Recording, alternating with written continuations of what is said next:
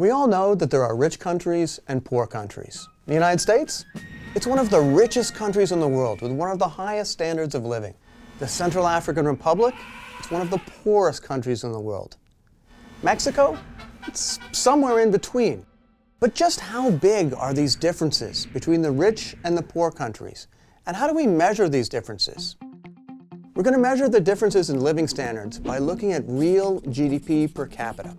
That's a country's gross domestic product divided by its population. Real GDP per capita captures the average individual's command over goods and services, their purchasing power. Or put another way, how much stuff, which we'll picture here using a basket of groceries, can an average person buy in a year? So let's start with the Central African Republic. This is a small, landlocked nation in Africa. It's currently suffering under a civil war. It's probably the poorest country in the world.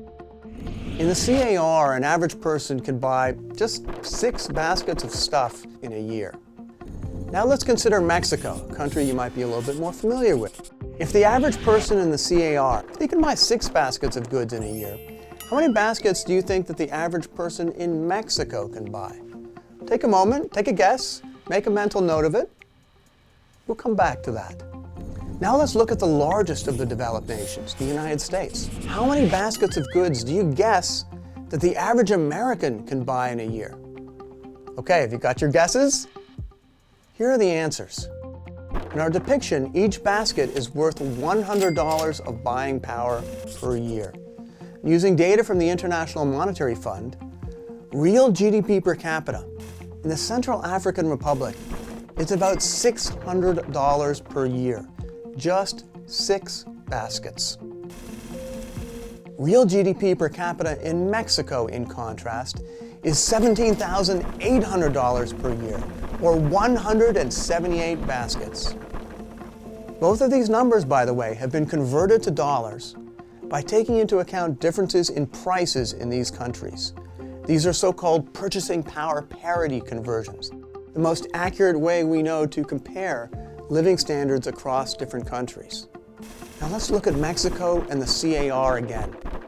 The average person in Mexico, they can buy 29 times as much stuff in a year as the average person in the Central African Republic.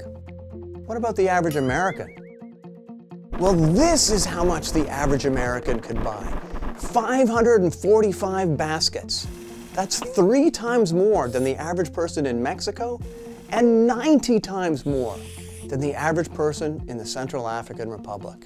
So when we're talking about differences in wealth between countries, these are not small differences, but regularly on the order of 10, 20, 50, sometimes 100 times more in one country than in another.